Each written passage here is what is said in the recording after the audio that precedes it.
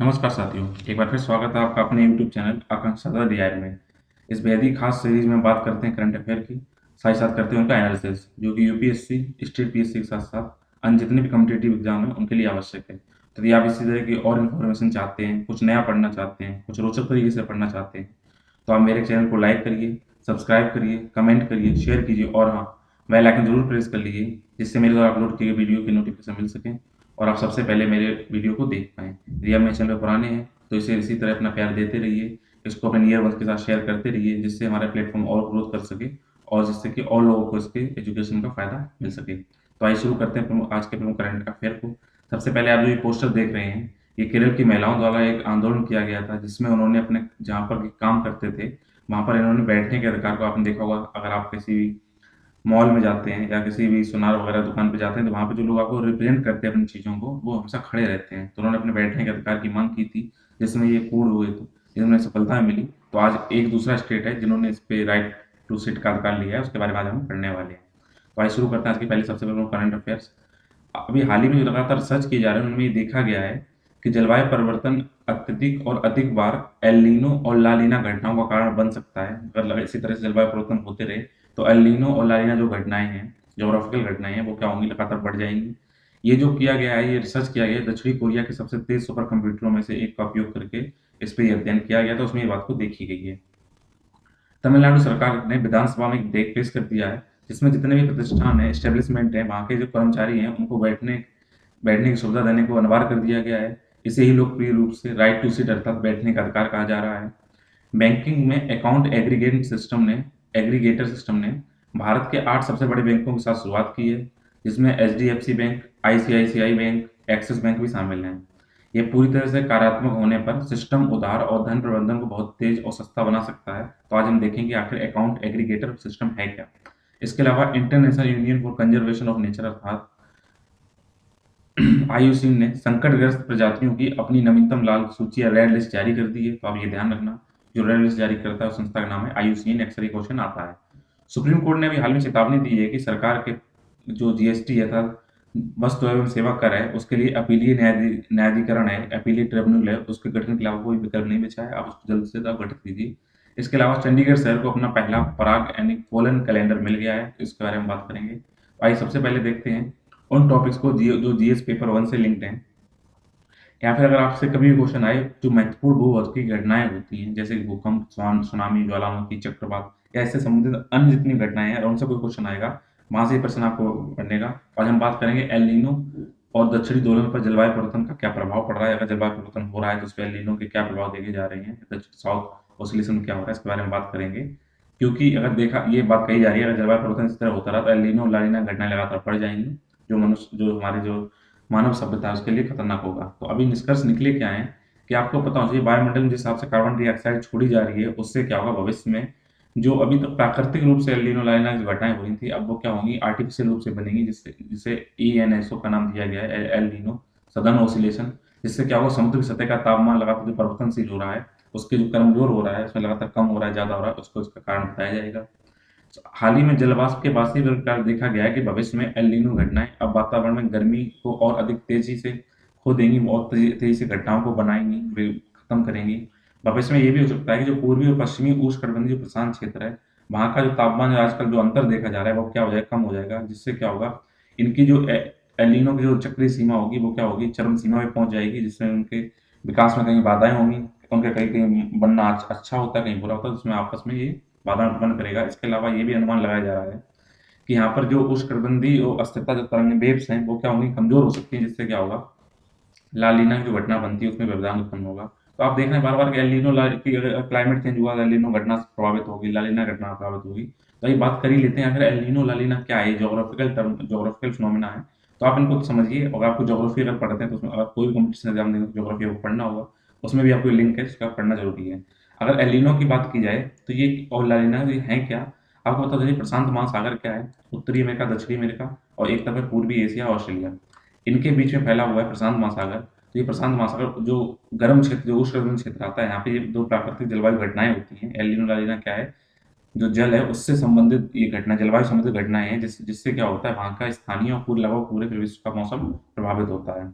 अगर एलिनो की बात की जाए तो ये मध्य अवधि में क्या होता है, पूर्वी उष्णकटिबंधीय जो प्रशांत महासागर है उसके समुद्री जल का सतह है, जो समुद्र की सतह है ऊपर जल की, वो गर्म हो जाती है या तापमान में वृद्धि होती है, तब कौन सी घटना होती है, तो एलिनो घटना होती है। इससे क्या होगा, जबकि लालीना घटना की बात की जाए तो इससे क्या होगा, जो पूर्वी प्रशांत महासागर का पानी है जो गर्म, जो सामान्य तापमान होता है उससे कम होने घटना है। यानी अब ये मानिए एलिनो घटना तब घटेगी जब पूर्वी प्रशांत महासागर अर्थात उत्तर दक्षिण अमेरिका के तटवर्ती क्षेत्र है वहां पर अगर सामान्य से अधिक तापमान बढ़ेगा तो एल नीनो घटना होगी, और अगर सामान्य से कम तापमान जाएगा यानी ठंडा होगा तो वहां लालिना घटना होगी। तो इसी को साथ में ENSO या एल नीनो दक्षिणी उद्दोलन सदर्न ऑसिलेशन कहा जाता है। तो अब आइए देखते हैं एल नीनो मात्र होता क्या है, थोड़ा आपको दिखा देते हैं। एल नीनो में क्या होता है, अगर आप नॉर्मल एयर की बात करेंगे तो आपको पता होना चाहिए कि इक्वेटर पे क्या होता है, पूर्व से पश्चिम की ओर हवाएं चलती हैं जिसे पूर्वी हवाएं कहते हैं। तो ये पूर्व से पश्चिम हवाएं चलेंगी तो अपने साथ क्या करती हैं, ऊपर सतही पानी ले जाती हैं और ये कहाँ छोड़ देती जाती है, ऑस्ट्रेलिया के पूर्वी तट पे या एशिया के पूर्वी तट पे जाकर इनको यहाँ पे छोड़ देती हैं। जिससे क्या होता है कि जो अगर ऊपर का जो गर्म पानी है वो ऊपर आ जाता है और नीचे का ठंडा पानी कहाँ जाता है, ऊपर चला जाता है। तो ये एक चक्र बना रहता है। तो यहाँ पे आप देखिए इस तरह का ये क्षेत्र बन जाता है। लेकिन एल नीनो जब अगर ईयर आता है तो क्या होता है, क्योंकि यहाँ पे पूरी भाग बहुत गर्म हो जाता है, जैसी चीज़ यहाँ गर्म होती है तापमान बढ़ता है, तो जब ये क्षेत्र गर्म होगा तो यहाँ पे क्या होगा, जब जैसे आपको बताते हैं थोड़ा आप टर्म समझिए, जब टेम्परेचर बढ़ता है तो प्रेशर क्या हो जाता है, कम हो जाता है। तो यहाँ पे जब टेम्परेचर बढ़ेगा तो बाष्पीकरण बढ़ेगा, और बाष्पीकरण बढ़ने से जो है जल तो ऊपर चला जाएगा, यहाँ बहुत तेज बारिश करेगा, बाढ़ भी आ जाती है। लेकिन क्या होगा, क्योंकि यहाँ पे जब ऊपर चला जाए, यहाँ पे जब हाई टेम्परेचर होगा तो प्रेशर क्या होगा, लो। तो ये बेल्ट है, जो हवाएं पहले पूर्व से पश्चिम जा रही थी पश्चिम से पूर्व चलने लगेंगी। इसी घटना को एल नीनो बोला जाता है। जिससे क्या होता है, यहाँ पर जो दक्षिणी अमेरिका है या केंद्रीय अमेरिका जो क्षेत्र है, यहाँ पे बहुत तेज बारिश होती है, तो यहाँ पे बारिश के लिए अनुकूल माना जाता है। और जबकि इधर जो हवाएं थी ऑस्ट्रेलिया, जो हमारे यहाँ पर जो बारिश करती, तो वो कहाँ पे शिफ्ट हो जाती, इस साइड शिफ्ट हो जाती, तो हमारे लिए एडवर्स कंडीशन हो जाती देश के लिए। अगर बात की जाए कि लालिना क्या होता है, तो नॉर्मल कंडीशन में आपको आपने देखा होगा जो बेल्ट क्या है, ट्रेड विंड व्यापारिक हवाएं चलती हैं पूर्व से पश्चिम की ओर, चलता रहता है। लेकिन लालिना में क्या होता है कि टेम्परेचर और ज़्यादा यहाँ कम हो जाता है। जिससे क्या होता है कि जब टेम्परेचर बहुत कम हुआ तो प्रेशर हाई हो जाएगा, तो हाई प्रेशर से फिर लो प्रेशर तरफ जो हवाएं चल रही थी वो उनमें और सडन मूवमेंट हो जाता है। तो जो हवाएं केवल जो भी ऑस्ट्रेलिया तक चल रही थी या पूर्वी एशिया दक्षिण पूर्वी एशिया में कुछ हिस्सा थी, उनका विस्तार और लंबा हो जाता है। तो यहाँ पे अब क्या हो जाता है, इधर बहुत सारे क्या हो जाती हैं, ट्रेड विंड्स इकट्ठा हो जाती है, तो इस साइड में यहाँ पे आके ये पूरे इस इलाके को कवर कर लेती है। ये गणनाएं इसे बोलते हैं लालिना। तो आप देख लीजिए, अगर यहाँ पे हाई प्रेशर है, इधर लो प्रेशर है, तो लो प्रेशर की तरफ हवाएं आती हैं, आप ये ध्यान रखिएगा। तो जो हवाएं हमारी दक्षिण पूर्वी मानसून हवाई होती है, तो लालिना में क्या होता है, उसमें वो ऑस्ट्रेलिया की तरफ मुड़ जाती है, तो हमें हमें क्या एडवर्स कंडीशन मिलती है, और एल नीनो में हमें पॉजिटिव हमारे लिए कंडीशन, नॉर्मली हमारे यहाँ बारिश होती है। तो ये हमारे हमारे पे भी इफेक्ट पड़ता है। तो अगर ये इसी टेम्परेचर लगातार बढ़ा तो ये घटनाएं बार बार कम ज़्यादा होगी, तो ये पूरे वर्ल्ड का क्लाइमेट को डिस्टर्ब कर देगी। आइए बात करते हैं जीएस पेपर 2 से लिंक टॉपिक्स के बारे में। तो तमिलनाडु ने अनिवार्य रूप से बैठने का अधिकार दे दिया है। अगर आपसे पेपर में क्वेश्चन ये आता है कि विभिन्न क्षेत्रों में विकास के लिए सरकारी नीतियाँ क्या हैं, उनको कैसे डिजाइन किया गया है, उनसे क्या कार्य मुद्दे उत्पन्न हो रहे हैं, इनसे ये टॉपिक आएगा।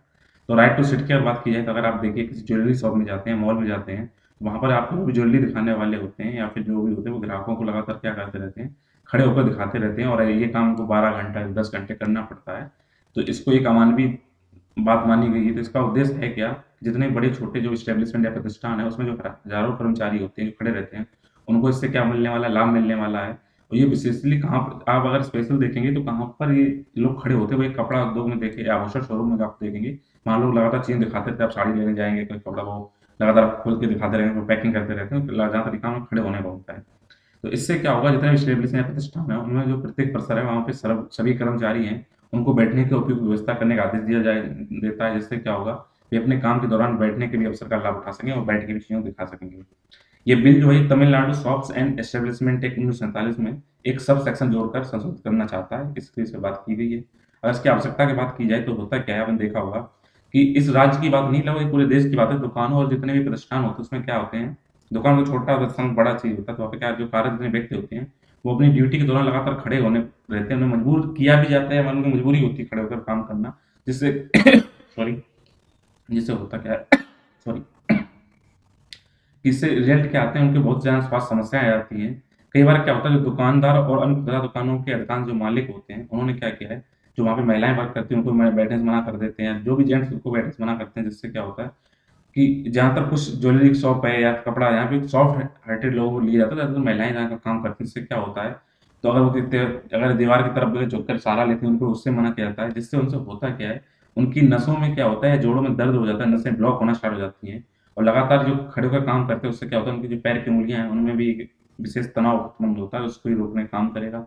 अगर देखें ना ये कहाँ से प्रेरित किया है राइट टू सेट को, तो कुछ साल पहले केरल के जो कपड़ा शोरूम में कर्मचारी थे, वो भी बैठने का के अधिकार को मांग को लेकर उन्होंने धरना किया था, जिससे क्या हुआ, वहाँ पर केरल सरकार ने 2018 में केरल की दुकानों और एस्टेब्लिशमेंट जो प्रतिष्ठान है, वहाँ पे एक एक्ट बनाया, जिसमें क्या होता है, उनके वहाँ पर काम के बदले उन्हें बैठने की व्यवस्था भी उन्हें प्रदान की गई थी। आइए बात करते हैं कृषि विकास के लिए अंतर्राष्ट्रीय course, international fund for agriculture development. अगर आपको लिंक आए तो ये महत्वपूर्ण अंतर्राष्ट्रीय संस्थान, एजेंसियों, मंच और उनकी संरचना, जनादेश उससे लिंक होगा। हुआ क्या, आपको पता होना चाहिए, श्रीलंका में अभी खाद्य इमरजेंसी लगा दी गई है, तो उस इमरजेंसी को दूर करने के लिए लोगों को खाद्य आपूर्ति, क्योंकि प्राइस बहुत हाई हो गए, उसको कम करने के लिए क्या किया गया है, आईएफबी ने वहाँ पर इस द्वीप की कृषि आधारित अर्थव्यवस्था को बढ़ावा देने के लिए मिलकर काम करने की बात बनाई है।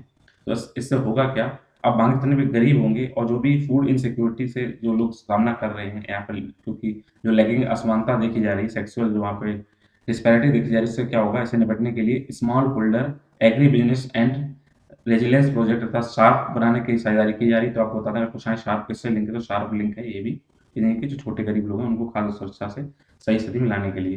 तो ये जो आप मैप देख रहे हैं, श्रीलंका का इसमें रेड इलाका है, ये कोलंबो की राजधानी, तो रेड इलाका जो यहाँ पे है, इसी में क्या है, इसको प्रोजेक्ट किया जाएगा, इस वाले मॉडल को, खासकर खाद्य सुरक्षा के क्षेत्र यहाँ पे जहाँ देखा जा रहा है।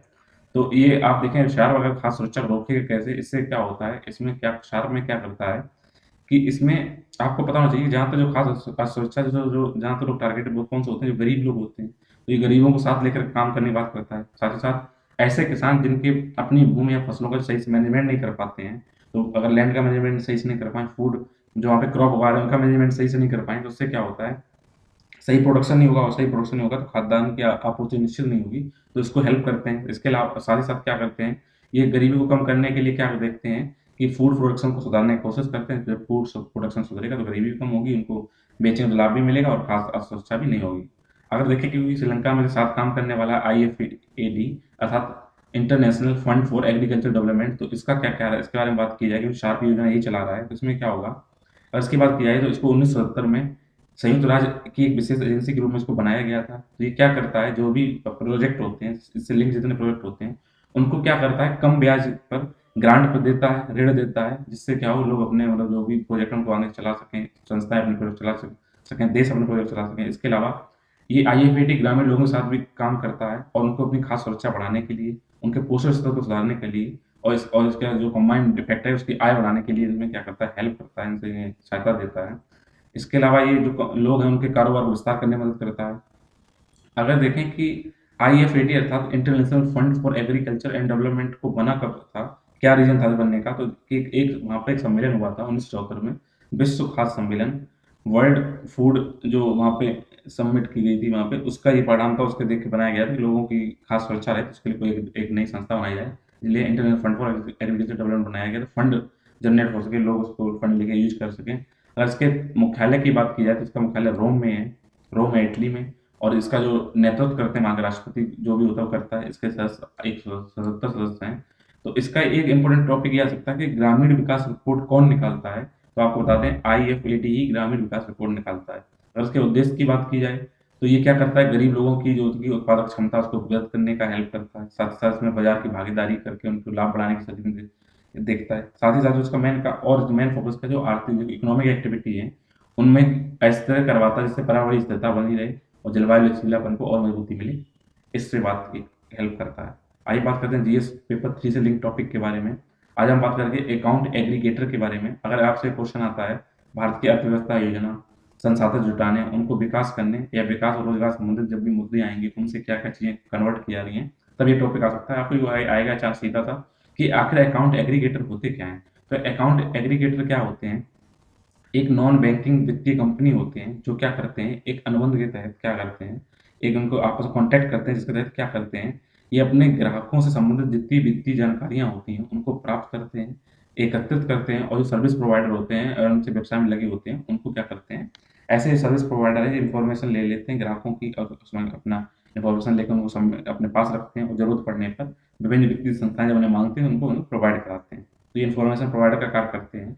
इससे क्या होगा, ये जो किसी भी ग्राहक या वित्तीय जानकारी जो उपयोग करते हैं, उनको समेकित करते हैं और उनको जो मैनेजमेंट करके क्या करते हैं, जैसे ही बैंक उसे कुछ निर्देश देता है, उसे इस टाइप की जानकारी चाहिए, उनको प्रोवाइड कराते हैं, जिससे जो काम बैंक कर्मचारियों को होते हैं कि आप लोन दीजिए, तो गाँव-गाँव पहले जाते थे।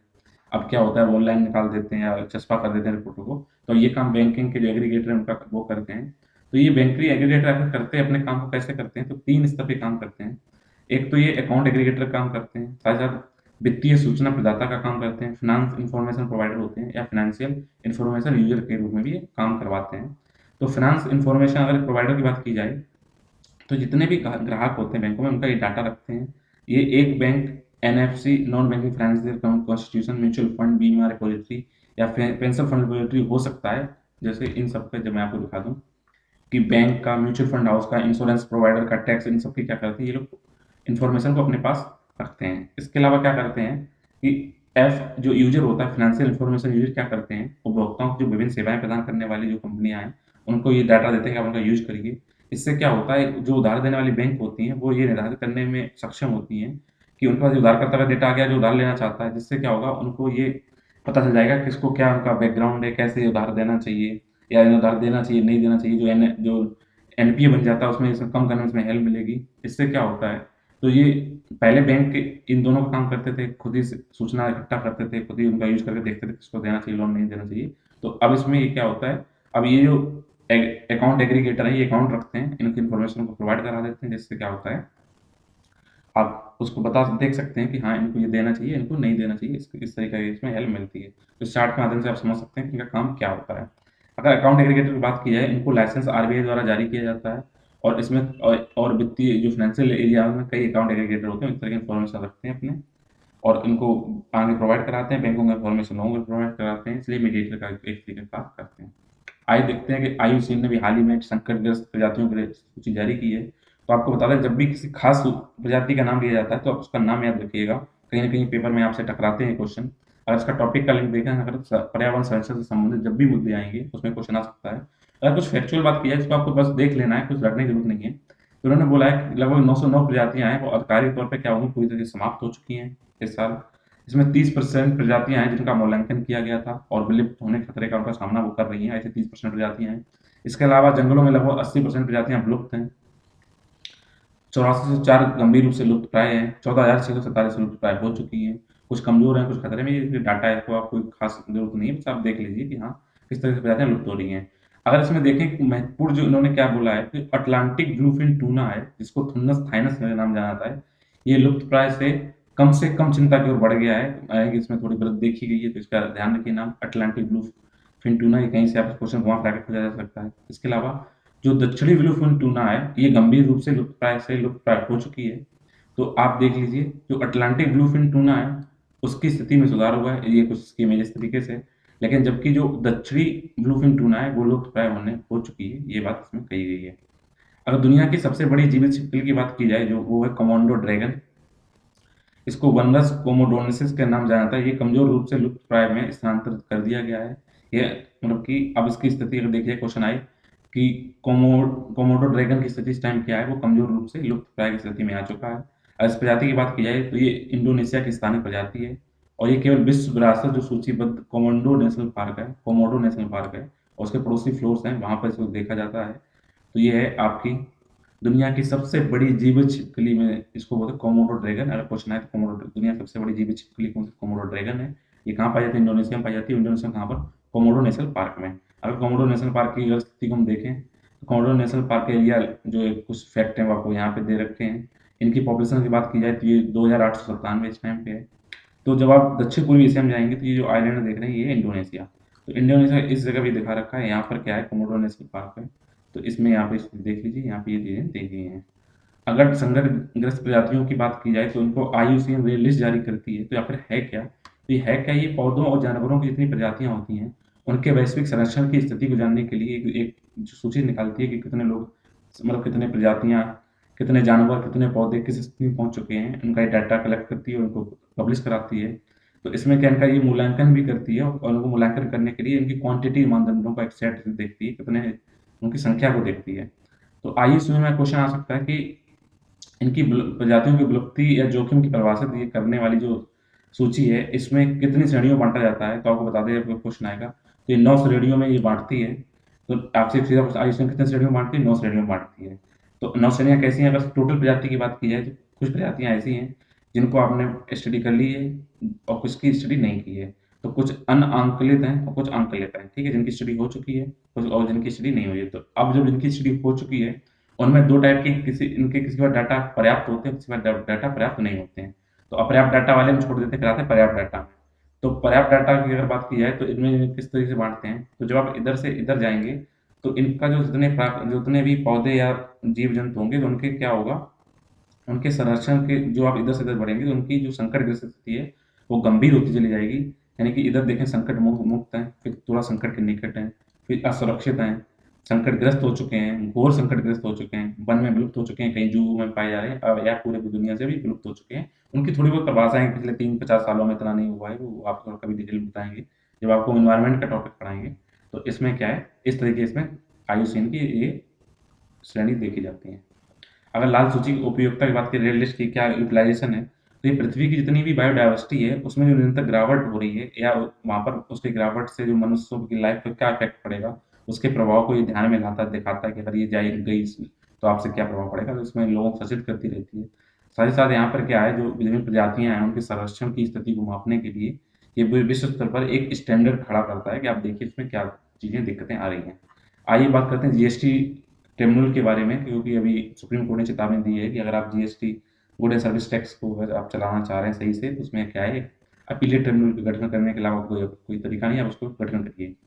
अगर जीएसटी अपीलीय न्यायाधिकरण की अगर बात की जाए, तो इसमें क्या होता है कि अगर जीएसटी अपीलीय न्यायाधिकरण का प्रथम अपीलीय अधिकारियों द्वारा पारित किसी भी असंतोषजनक आदेश के लिए जीएसटी के तहत दूसरे अपील मंच है, यानी कि आपने जीएसटी अधिकारियों के साथ कोई आपने अपील की, आपको कोई चेंजमेंट चाहिए, उन्होंने कोई जजमेंट दिया, उससे आप संतुष्ट नहीं है, तो उनके जजमेंट के खिलाफ आप कहाँ जा सकते हैं, इस जीएसटी अपीलेट ट्रिब्यूनल में आप डायरेक्ट जा सकते हैं। ये सेकंड तरीका है वहाँ पे जाने का।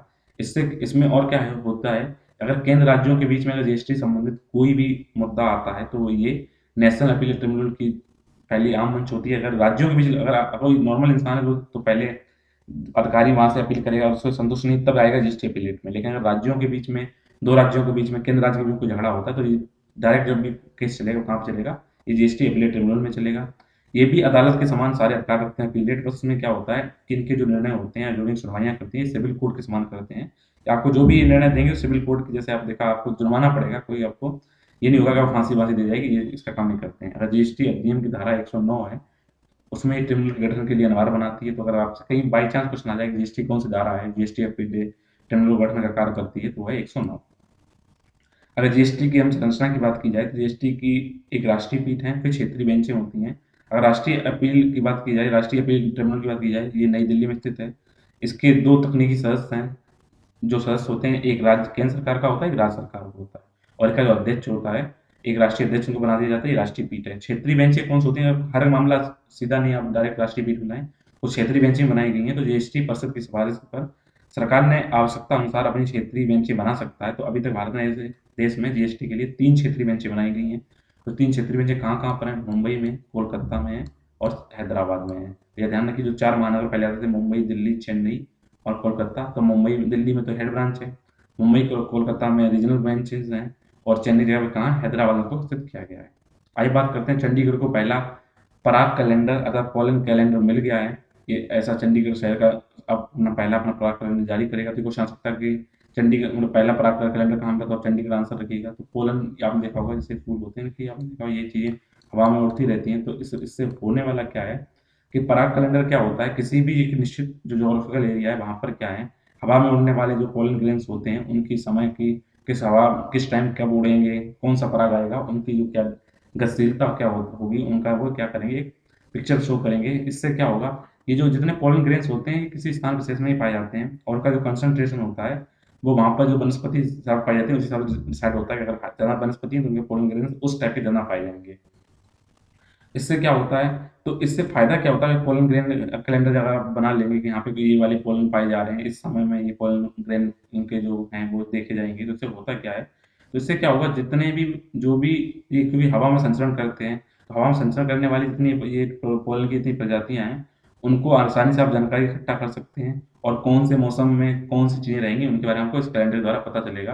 तो इसमें इससे महत्व क्या होता है आपको पता होना चाहिए। जब पोलन ग्रेन्स हवा में घूमते हैं तो बहुत से लोगों को पोलन से एलर्जी होती है। तो एलर्जी इसको राइनाइटिस बोला जाता है। तो इसमें क्या होता है, इस एलर्जी कई बार एलर्जी उन्हें क्यों होती है, अगर ये जब ये सांस लेते हैं और ये पोलन ग्रेन जब उनके मुंह के नाक के थ्रू उनके फेफड़ों तक पहुंचते हैं तो उससे क्या होता है, उन्हें अस्थमा, एटोपिक या उनके जो एटोपिक जल्द है उसके अंदर सूजन के लिए जिम्मेदार होते हैं, उनकी एलर्जी होती है। तो इससे जानकारी मिलेगी लोगों को, इससे बचाया जा सके, ये इसकी खासियत है।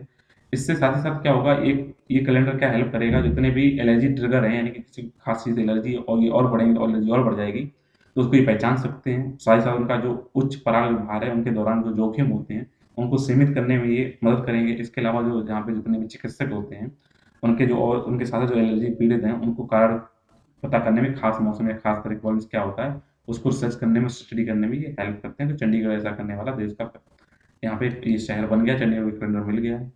इसी के साथ आज के प्रमुख करंट अफेयर उनका एनालिसिस कंप्लीट होता है। उम्मीद है आपको मेरे द्वारा किया गया जो ये प्रयोग है वो अच्छा लग रहा होगा। फिर भी आपको कुछ चेंजमेंट चाहते हैं तो हमें कमेंट करिए। नहीं तो आज शाम को यानी अर्थात 9 सितंबर 2021 को आज शाम को हम एक सीरीज शुरू करने वाले हैं मंथली करंट अफेयर की। उसमें आज हम बात करेंगे मंथली करंट अफेयर को, एक थोड़ा बड़ा क्लास चलेगा क्योंकि उसको पूरे महीने का करंट अफेयर कंप्लीट करना है। तो पिछले 1-2-3 महीने पहले से करंट अफेयर शुरू करते हैं और देखते हैं कब तक इसको कंप्लीट कर पाते हैं। तो आपको ऐसे ही बारी बारी से हर महीने के करंट अफेयर को भी एक कंपाइल्ड फॉर्म में एक महीने के एक साथ एक मैराथन क्लास में आपको मिल जाएगी। मिलते हैं आज शाम को। Thank you.